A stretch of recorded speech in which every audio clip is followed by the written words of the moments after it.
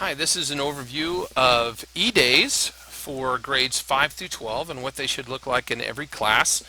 We do want them to be standardized in Moodle so that even though they're a variety of different lessons that they look the same and no matter what class a student were to come into. So I'm going to start with this blank eDay class to kind of go through it. Now the idea is that one of your topics will be on eDays. So I'm going to go ahead and turn on editing.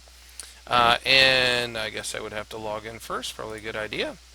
And I'm going to turn on editing, and I'm going to make this topic 1 my eDays. Now with the new Moodle, I don't have to go in anywhere. I can just click right there, and I'm in the topic, and I can just say eDay. And now the title of that topic is eDays. It should have been. There we go. I didn't hit enter or something. So now the title of topic 1 is eDays. If I come back to the course, you'll see that it says eDays up top here, and I'm going to just click on it again, so we're just looking at the eDays. Now, basically in each class, we should have a practice eDay, an eDay 1, and probably an eDay 2 in every class, possibly 3 if you have them on both brown and orange and blazer days in the middle school, or brown and white. But in the middle or in the high school, it would be basically a practice and 2 eDays. So you're going to have your eDays right underneath that eDay block in your eDay section, and we'll go ahead and take a look at some other eDays here. Okay, so I just brought open a box that we have on eDay staff development already, and it shows that under eDay lessons, this section on eDay lessons, there's a practice lesson built, there's a eDay lesson 1, and there's a eDay lesson 2. So when you go to make these visible or not visible, you just go to the edit and say hide, and you see how that went gray.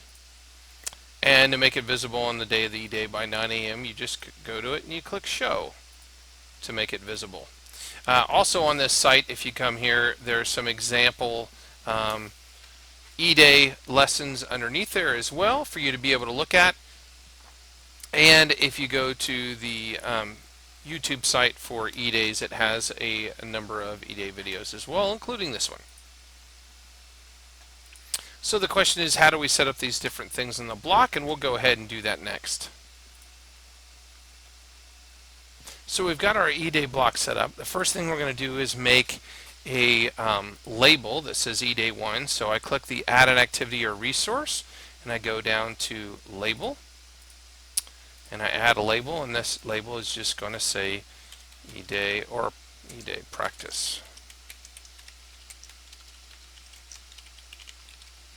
And if I want to change the font a little larger, I can. I got to select it first. There we go.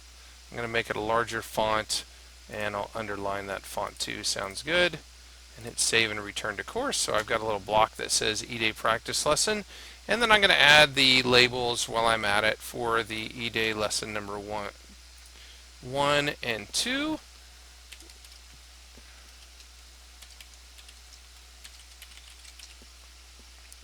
And I'll make it the same font so it makes sense.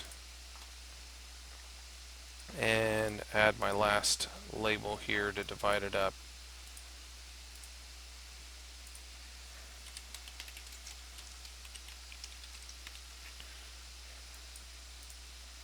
And there's font tools there. You can pick text, you can pick font colors, you can pick highlight colors, and if you need to look at more things, you can go down, and then there's more available to you as well. So there's how I have that set up. Oops, I underlined one. I didn't underline the other one, so I'm just going to be lazy and underline this one so they all look the same. So I've got my eDay block set up, and I've got my eDay lessons where I'm going to put those set up as well, and then I'm going to go ahead and make the eDay lessons and put them under there. Now the subject of making eDay lessons is encompasses everything that you can do in Moodle. So right now I'm just going to show you how to do a basic activity and put it underneath the practice lesson. So I'm going to add an assignment and say add, and then when I add the assignment, I'm going to say And then here in the description, I could put the entire description of an eDay lesson. And I've just been lazy and cut and paste a big Algebra 1 lesson right there inside my box here. By the way, I can go full screen if I want to my box with the full screen button.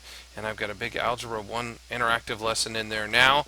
And then I can go down here and say, when is it allowed? When is it due? I'm going to disable those until I have an actual date that I know that these would be due on. They allow both online text or file submissions of this problem. And I'm going to change the upload limit. No, we'll leave it right there. And then the last thing is I can go down to the grade section and say, well, this is a 10-point grade maybe. And I don't have any categories set up, so I can put a grade category in there. I can also put a grade to pass it in there as well, but I'm going to go ahead and leave it the way it is. Normally I would have a grading category in here. And then I'm going to save and return to course. And now I've got this eDay lesson 1 here, and I can just grab it and put it right in between those two if I'm so inclined. There we go. So now I've got eDay lesson 1. I'm going to turn it off. So under my eDays, which I hid, let me unhide that.